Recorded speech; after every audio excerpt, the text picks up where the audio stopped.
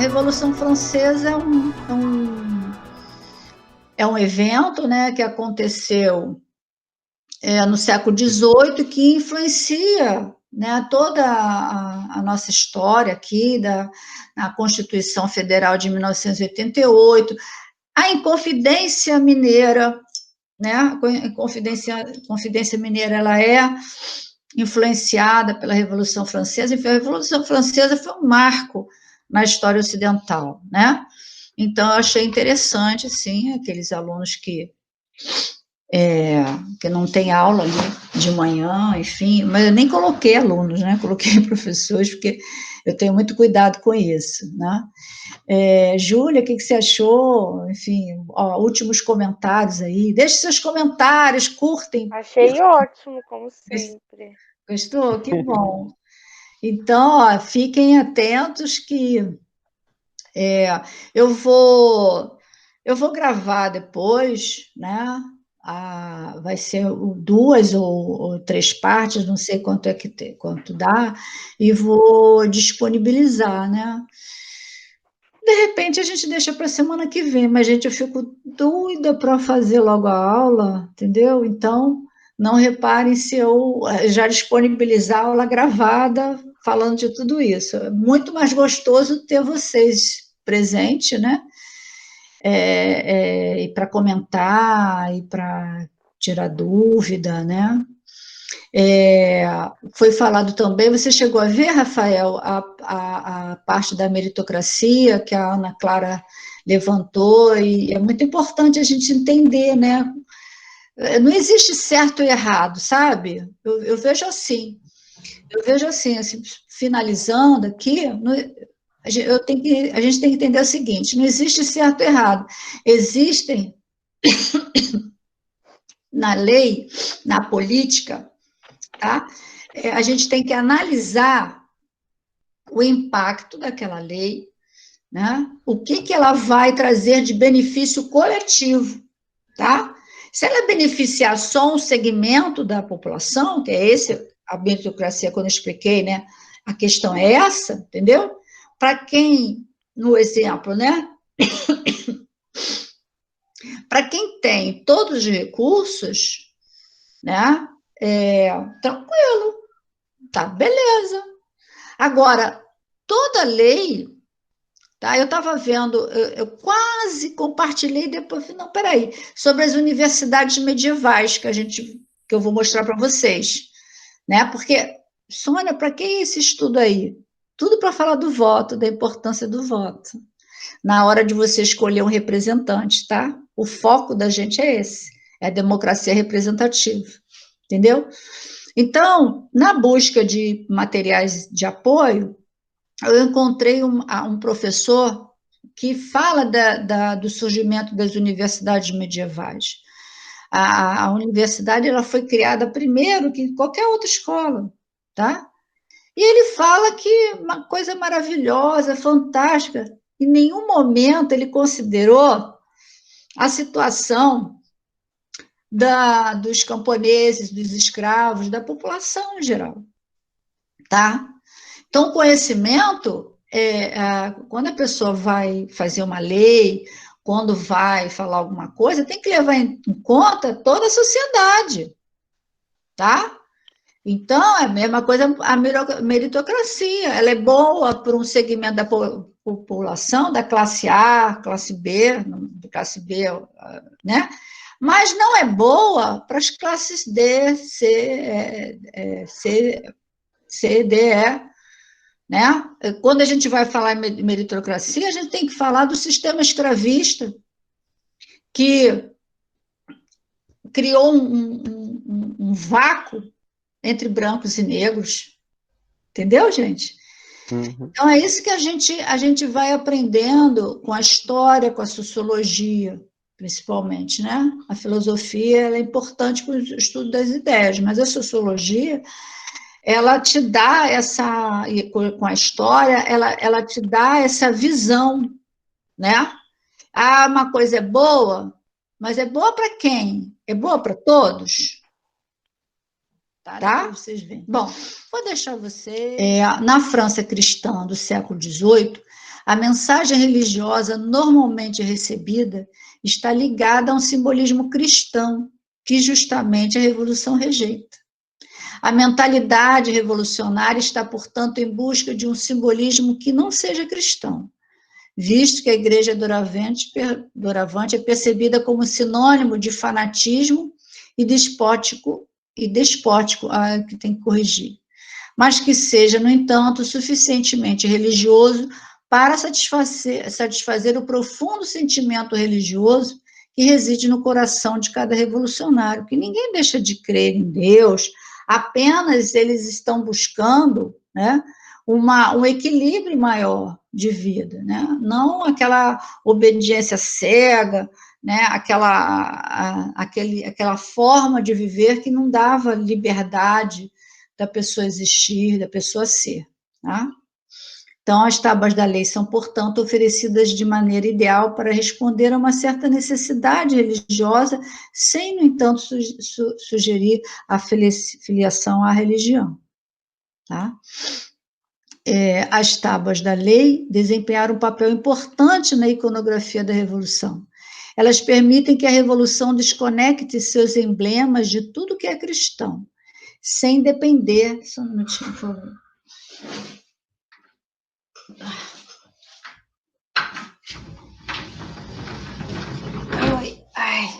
Sem depender... Gente, que horas são? Tá terminando, né? Sem depender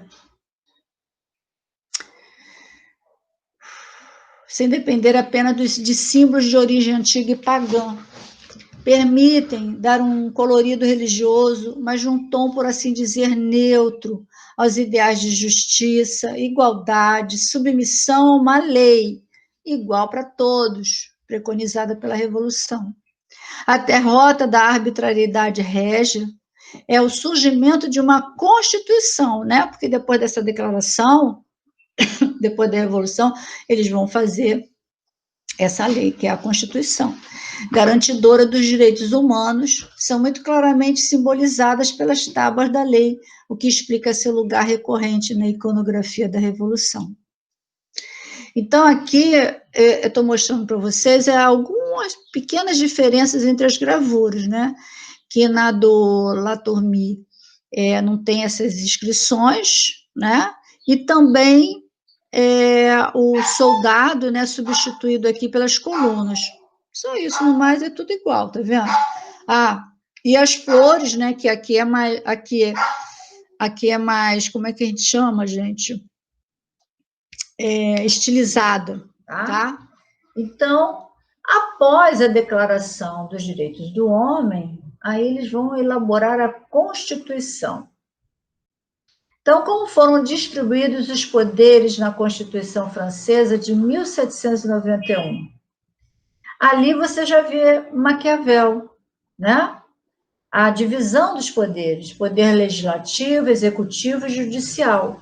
Apesar de que nós vamos ter aqui no Brasil, em 1824, né, na Constituição de 1824, o poder moderador, o quarto poder, que era de Dom Pedro II, né? Então, esse quadradinho aqui está muito legal, esse quadrinho. E aí você vê, poder legislativo, a Assembleia Legislativa, o poder executivo, o rei, e o poder judicial, os juízes, né, que eram eleitos entre os licenciados em direitos, que pagavam mais de 10 libras de impostos. Vamos lembrar, gente, que cidadania plena não existia. Quando você fala em plena, é que seria garantida para todas as pessoas, e nunca foi assim, nem é. Hoje, na Constituição de 1988, deixa eu ver aqui se nós... você tem na lei, mas na prática, não. Né? Não tem. Deixa eu ver como é que está aqui na... caramba... Deixa eu ver aqui no Facebook, tá legal, tá? Beleza, vamos voltar para lá. Ok. Tá. Só para a gente sempre, né, relembrar. Né? Então, a divisão dos poderes, século XVIII, Inglaterra e França, ao século XIX, na Constituição do Brasil de 1824. Né? Então, você veja que existiam já critérios para a pessoa ter direito ao voto e a se eleger. Né? Os eleitores eram só homens, né? Eles tinham que, todos os homens que pagavam mais de 10 libras de impostos, né? E ativos, homens que pagavam mais de 3 libras de imposto, que são 4 milhões, enfim. E cidadãos, cerca de 26 milhões, né? Passivos, não votavam mulheres e os homens que pagavam menos de 3 libras de impostos, né? Então, você veja que o que a gente chama, né, de elite estava sempre no poder de qualquer forma, né? Elegendo, sendo eleito, né?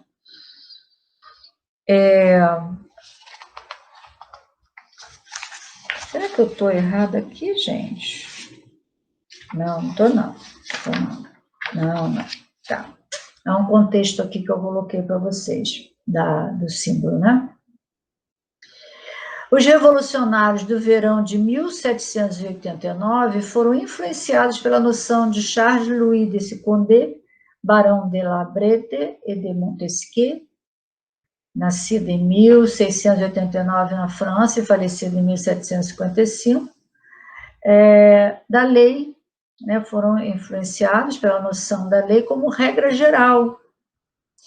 Eu sempre falo muito da legislação, da lei, da Constituição, mas depois, em qualquer momento nós vamos conversar, né, como a lei também, ela pode se virar, assim como ela nasce como protetiva, como proteção,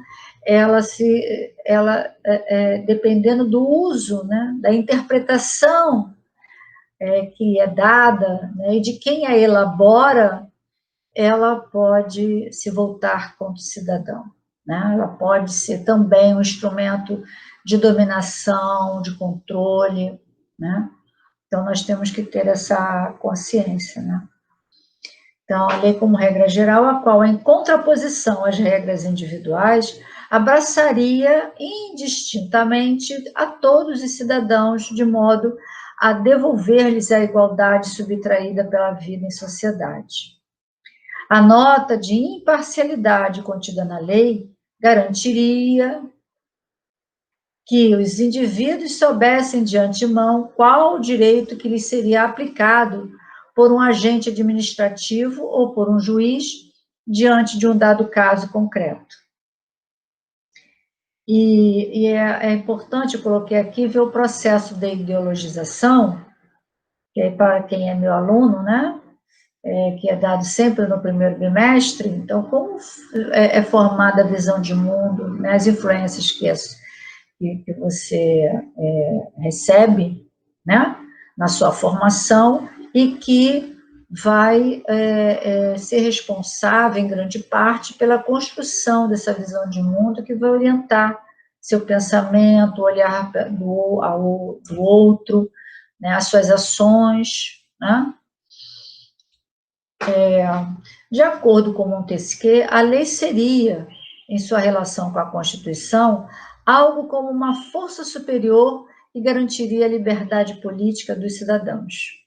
Montesquieu encontrou na Constituição da Inglaterra de seu tempo um exemplo de um conjunto de regras vinculadas ao valor da liberdade, tendo, a partir do modelo inglês, formulado a sua famosa teoria da separação dos poderes.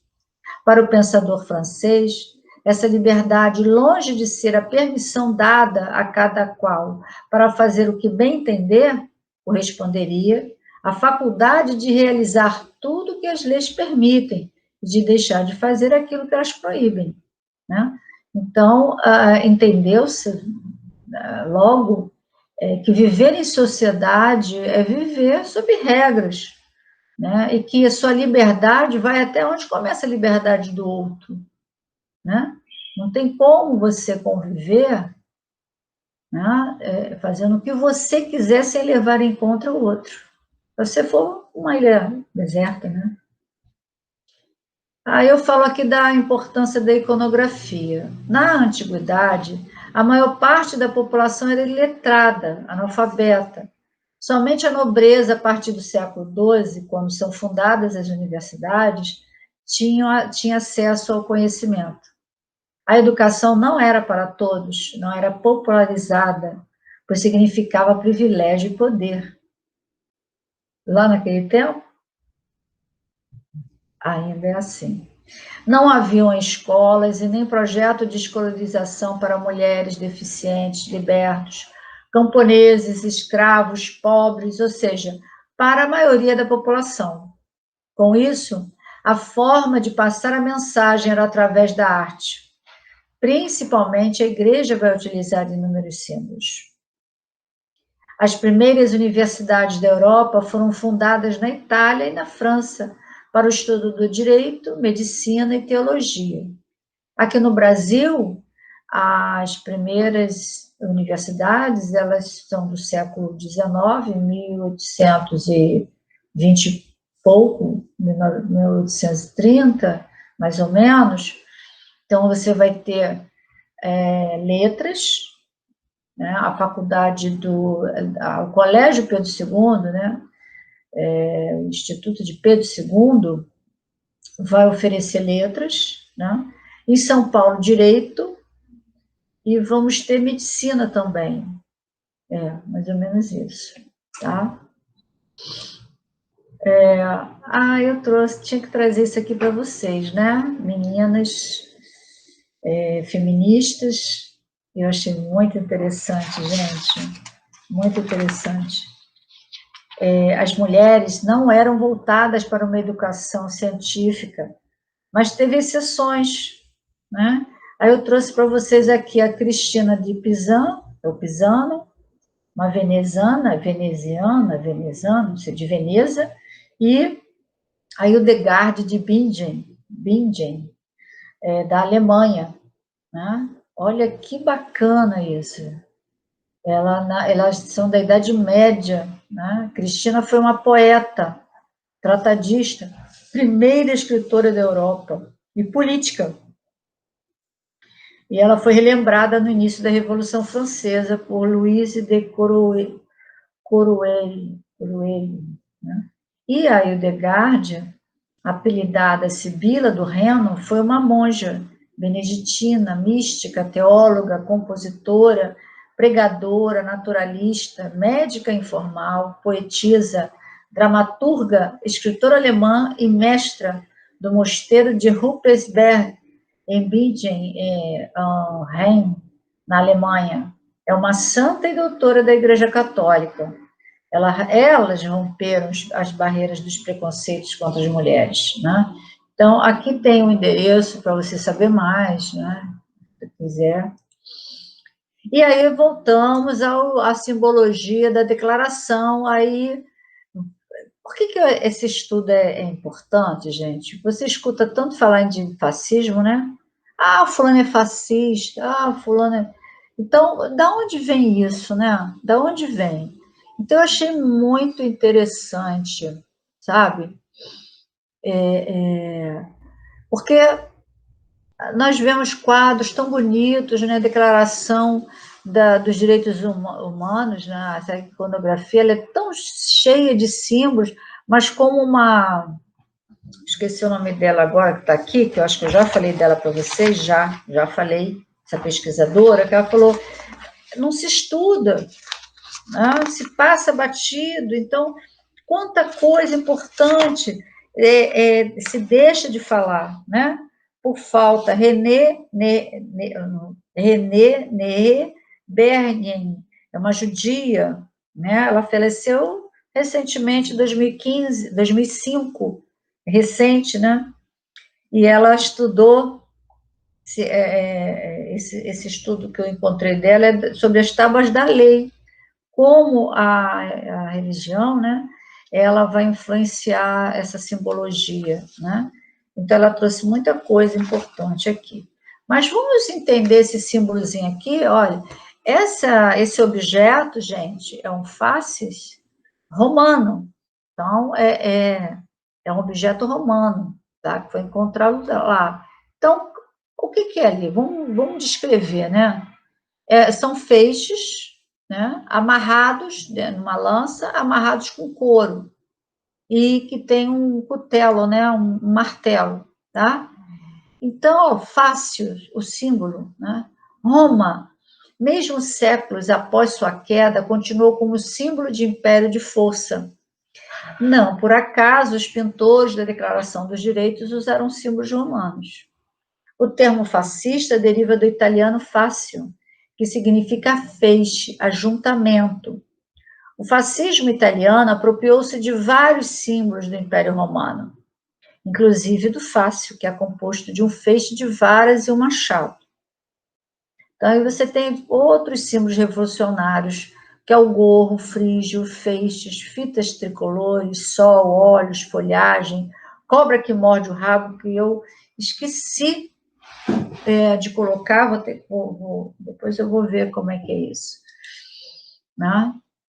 Então, o termo latino facies, na expressão facies lictoris, em italiano facio litorium, refere-se a um símbolo de origem etrusca. Os etruscos vieram antes dos romanos, né? A origem dos romanos são os etruscos, né? Usado pelo Império Romano, associado a poder e autoridade.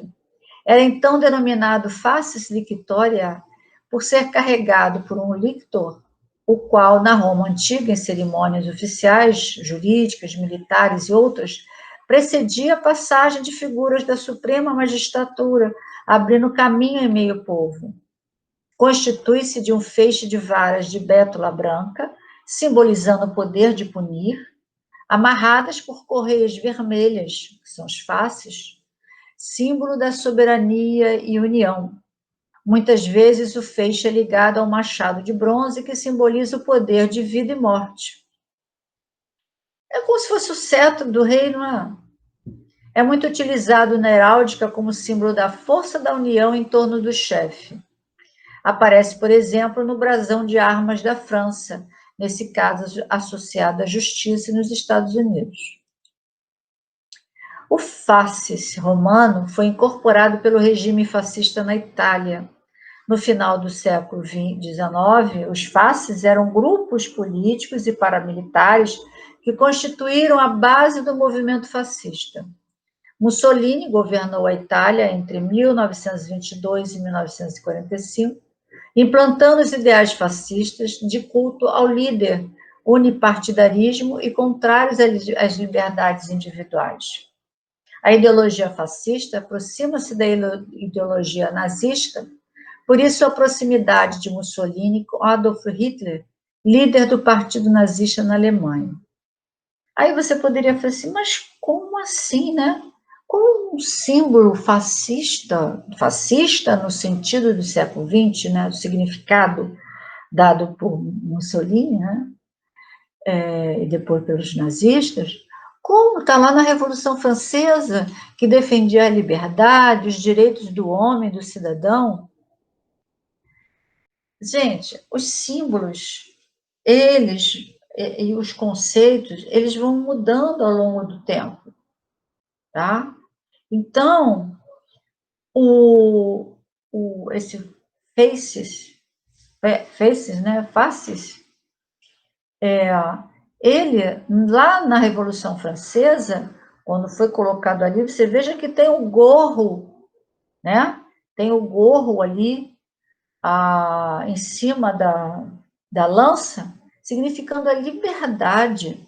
Esse gorro, gorro vermelho, ele era dado a todo escravo quando era liberto, né? Significava que você estava livre e agora estava com todos os seus direitos. Então, na Revolução Francesa, você vai ver que esses feixes juntos é a união das pessoas em torno de um ideal, o ideal da liberdade, né? Isso em 1789. Olha quanto tempo passa, de 1789 para 1920, né? Você veja que os sentidos foram mudando. Então, era agora a união das pessoas, não só em torno de uma ideia, mas em torno do líder. Ou você está comigo, ou você não está comigo. Né? Então, ela vai tomando um aspecto, vai se desvirtuando, né? E até radicalizando o significado do faces, né? O fascismo é marcado por governos ditatoriais liderados por governantes autoritários e que exigem do seu povo total lealdade. Benito Mussolini era chamado do Dulce, que significa líder em italiano. As massas eram convocadas a manifestar publicamente lealdade ao seu líder e ouvir os vários discursos proferidos por ele. No campo político, o fascismo só admitia apenas um partido, aquele que dava apoio ao líder. Na Itália, enquanto Mussolini esteve no poder, o Partido Fascista foi o único a ter suas atividades legalizadas, enquanto os outros partidos foram extintos e seus integrantes presos. Outra característica do fascismo é o Estado controlador da sociedade, não admitindo qualquer atitude individual diferente da preconizada por ele. Então, do fascis romano ao fascismo de hoje. Aí, aqui, ó, no século VII a.C., a palavra fascismo deriva do latim fascis, que era o termo utilizado para nomear um grande machado romano, de origem etrusca, representando a autoridade e força do governo, rodeado de varas que simbolizam a união do povo romano sob a égide que simbolizava o Estado. Os fasces eram carregados na Roma antiga por um lictor em cerimônias importantes, dando passagem para figuras de prestígio em Roma, geralmente magistrados. Esse símbolo é usado até hoje pelo significado de coesão, né, que carrega em relação à ideologia. E também figura, por exemplo, no brasão de armas da França e em diversas construções do Legislativo Mundial, como em outros lugares que carreguem um posto impávido, muitas vezes em ambientes também do judiciário. No século XVIII, nós vamos ter o fascis ali como símbolo na Declaração dos Direitos Humanos. Então, você veja que esse símbolo, esse termo, fascis, né, ele não tinha essa radicalidade no seu significado, né? E no século XIX, os fascis eram grupos de agitação popular que surgiram na Itália no final do século XIX, início do século XX, bem semelhantes às Freikorps. Esses grupos eram compostos de jovens nacionalistas fanáticos, majoritariamente de classe média, que, descontentes com o regime em vigor, faziam manifestações extremistas, mas que ainda eram bastante desorganizados para uma militância eficaz. No século XX, o fascismo é ação e reação, e Mussolini foi o homem prático de ação que moveu o fascismo. Juntou militantes e pessoas descontentes com o governo e ergueu a sua plataforma concreta, carregando com muita coragem e empenho seu estandarte. O fascismo foi uma reação aos males do capital estrangeiro e da desordem que caiu sobre a Europa após a Primeira Guerra Mundial e o sucesso dos bolcheviques na Revolução Russa, mas a proliferação da ideia desses últimos. Não é à toa que o fascismo é chamado de terceira via, nega o capitalismo e o comunismo. Veja, o fascismo foi uma reação aos males do capital estrangeiro. Então, foi uma reação, né, ali, porque está lá na Declaração dos Direitos dos Homens, né? Porque pessoas se uniram em torno do ideal da liberdade, né? Era a defesa contra um poder absoluto, contra um poder opressivo que cerceava a liberdade. E aí você veja que esse simbolismo ele vai se modificando ao longo do tempo, né? Hoje, quando se fala em fascismo, misericórdia, né? Não tem nada a ver com a Revolução Francesa, não é? Não tem. Peraí, deixa eu ver aqui. Eu não coloquei. Não coloquei aqui. É que eu não vou conseguir ler aqui para vocês o século XXI. É o fortalecimento do fascismo radical, né? De um significado ruim, né? Que não é de união, não é de coletividade, é um símbolo excludente, né?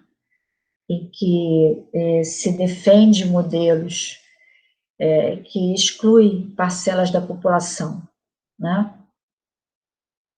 Na Itália, Mussolini começou a orquestrar a união dos grupos que militavam contra o governo com a classe média e a classe proletária, a partir do jornal que fundou, Popolo d'Italia. Através dele, iniciou a exaltação do nacionalismo e foi se misturando ao povo, criando empatia com eles. A Itália estava segregada, marcada por conflitos profundos, dividida em interesses díspares e, por conseguinte, fraca. Mussolini resgatou o espírito de união nacional, mesmo com a derrota e a humilhação infligida à Itália pelos tratados após a Primeira Guerra Mundial pelos seus aliados, que a esqueceram e lhe deixaram com um terrível ônus, que na teoria de ter vencido a guerra, mas na prática não ter lucrado com nada e nem ter ganho nada. A Itália ficou no prejuízo e passou anos com esse gosto azedo na boca. Aí vamos lá, a característica do fascismo. É importante, né?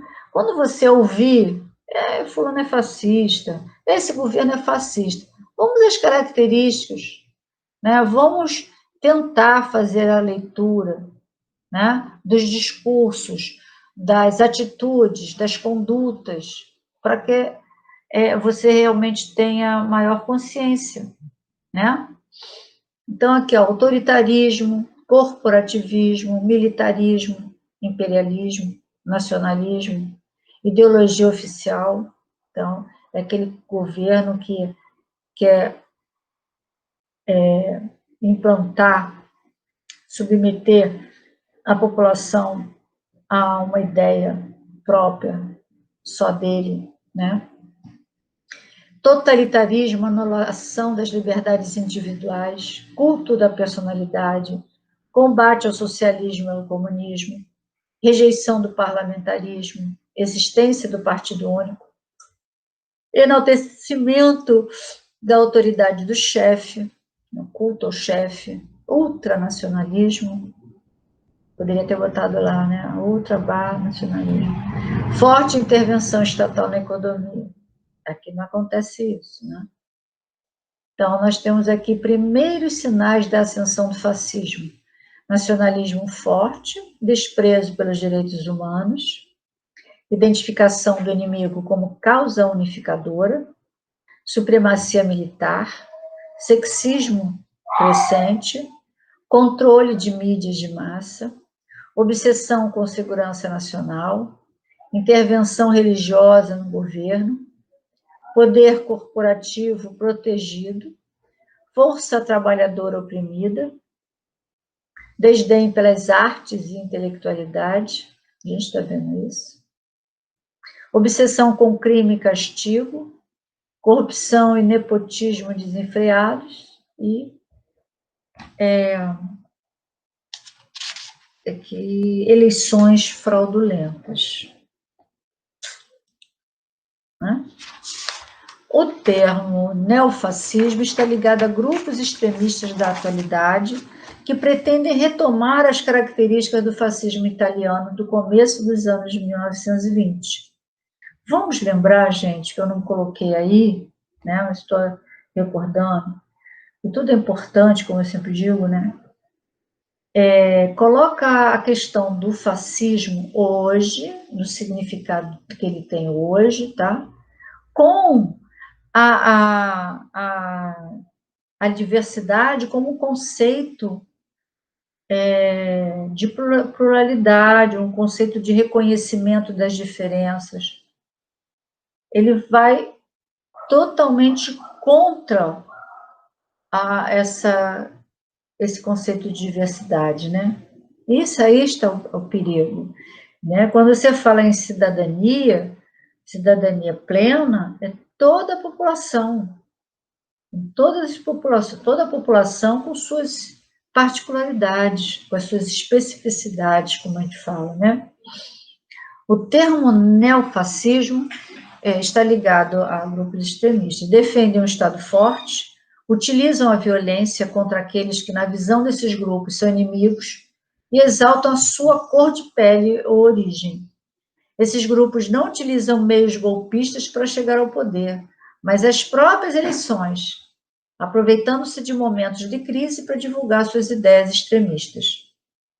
Desde a morte de Mussolini e Hitler, tem-se consciência do perigo do surgimento de grupos,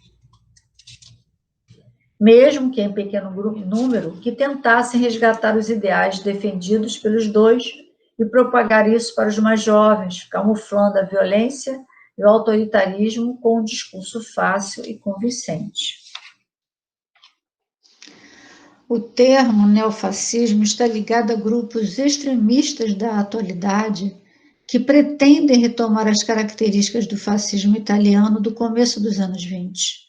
Defendem um Estado forte, utilizam a violência contra aqueles que, na visão desses grupos, são inimigos e exaltam a sua cor de pele ou origem.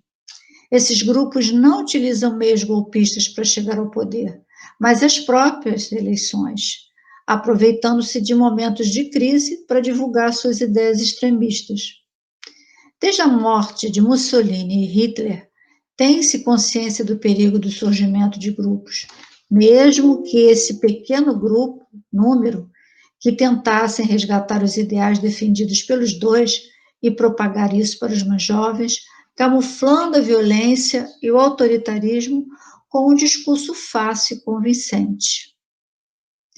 A Itália e a Alemanha criminalizaram tudo que fosse ligado ao nazifascismo, como símbolos, músicas e filmes. Além disso, há uma grande preocupação com a história e a forma como ela é contada.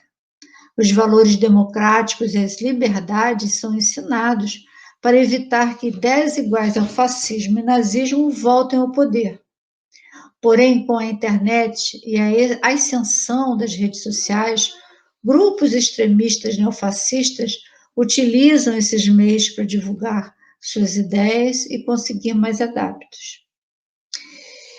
Olha, esse pedacinho aqui, não vai dar para eu me alongar, mas está muito ligado. Como é que você se sintoniza com o outro? Se você partilhar dos mesmos sentimentos. Então, a educação, como está colocado aqui, né? A educação é um fator primordial, mas não é só a educação sobre os valores sociais, mas os valores morais, os valores espirituais relacionados ao outro, o respeito ao outro, o reconhecimento do outro como diferente de si, que é tão cidadão, né, quanto você. Esse é meu gato, Thor. Você vai aparecer na fita também. Olha, que você vai aparecer na fita também. Esse aqui é o Thor, meu lindão.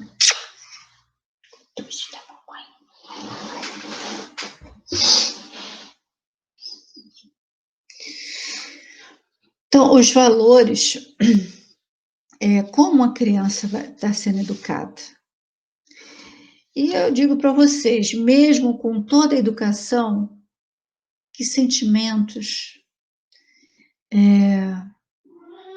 a criança vai se desenvolvendo, né?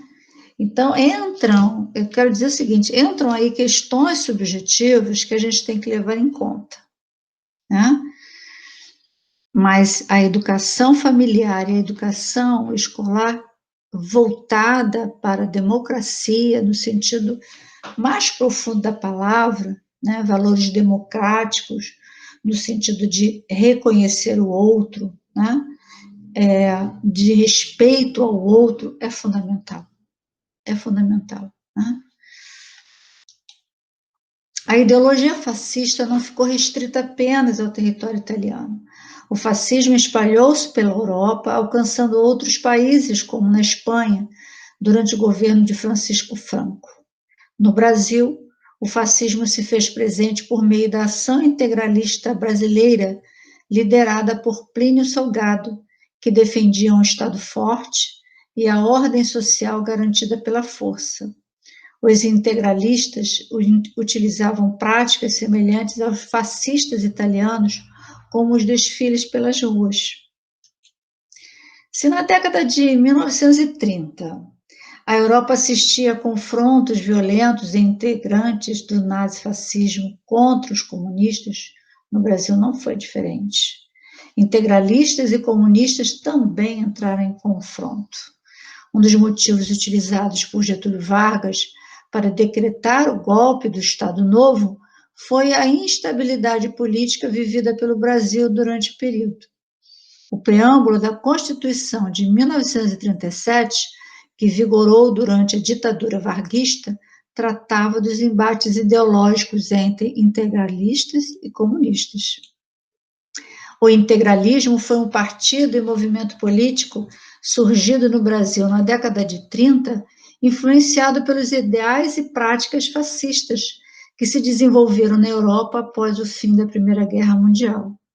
O movimento de extrema-direita foi fundado com o nome de Ação Integralista Brasileira, em 1932, quando o jornalista Plínio Salgado lançou o Manifesto de Outubro. Até os dias atuais, é invocada a liderança de Plínio Salgado nas tendências integralistas que existem, como a Frente Integralista Brasileira e o Movimento Integralista e Linearista Brasileiro. O lema do integralismo, Deus, Pátria e Família, serve como ponto de partida para se entender as propostas do movimento que ficou conhecido como fascismo brasileiro. E aí, para você entender a situação,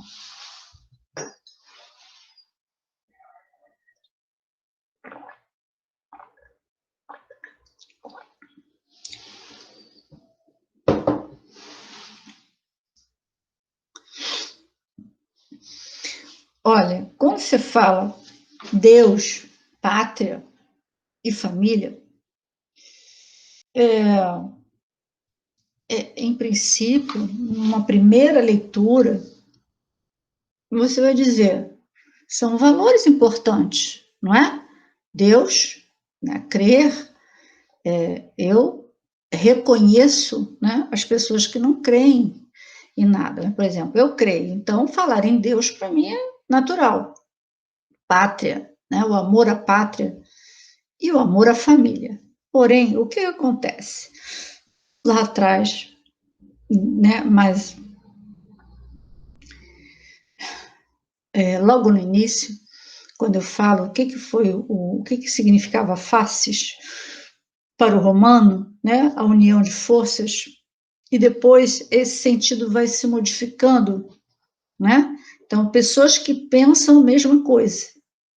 Até aí, tudo ótimo, tudo bacana. A questão é, aquele que não pensa igual a mim está fora, está excluído, né? Então, por exemplo, esse Deus é uma única religião. Então, não se reconhece a diversidade. Não entra nessa frase, Deus, Pátria e Família, o reconhecimento à pluralidade, à diversidade, né? Então, a diversidade religiosa não existe, não se reconhece pessoas de outros países, então entra aí a questão da xenofobia. E a família, não se reconhece a diversidade familiar, né? Eu estou falando aí da população LGBT, por exemplo, tá?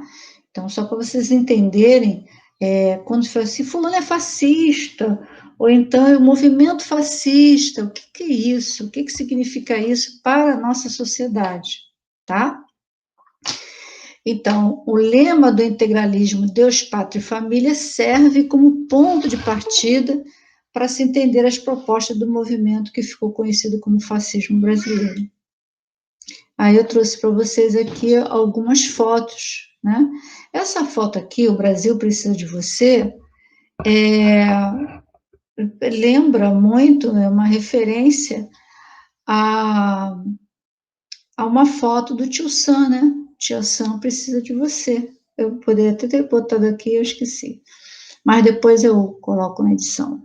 Né? O símbolo, né, do integralismo, que é essa letra aqui, né? Tem um nome, eu esqueci agora, Deus, Pátria e Família. Aqui você veja a mão levantada, lembra muito o que, gente? Nazismo, né? A letra grega está aqui. A letra grega, o sigma, que na matemática significa a soma dos infinitamente pequenos, indicando que através da união dos indivíduos e da família se garantiria a integração da sociedade, tendo por eixo o Estado, e o cumprimento com o braço levantado para o alto, utilizando a expressão Anauê, palavra de origem tupi, que significa você, meu irmão. A saudação integralista era muito semelhante à usada pelos nazistas, sendo mais um item de aproximação com os fascismos europeus. Vocês percebem, gente, que Platão fala muito no conceito, né? No mundo inteligível, na ideia, né? como um significado puro. Então, uma coisa que começa bem, né? Um símbolo, né? E vai se desvirtuando e vai se tornando alguma coisa que exclui pessoas, né? Olha aqui, é o Faces da faixa do Teatro Marcelo, é uma escultura, né? Um autorrelevo, do século I a.C. Os cemitérios etruscos eram verdadeiras cidades para os mortos, um reflexo de sua casa e de sua vida terrena. O sarcófago de Cerveteri é uma das principais manifestações da escultura funerária etrusca. Feito em terracota no final do século VI a.C., representa um casal da aristocracia recostado em um divã, participando de luxuoso banquete. Ao longo da história, os símbolos vão sendo apropriados por outros movimentos e lideranças, que os ressignificam e lhes dão outros sentidos. Assim ocorreu com faces em Roma, na França e na Itália.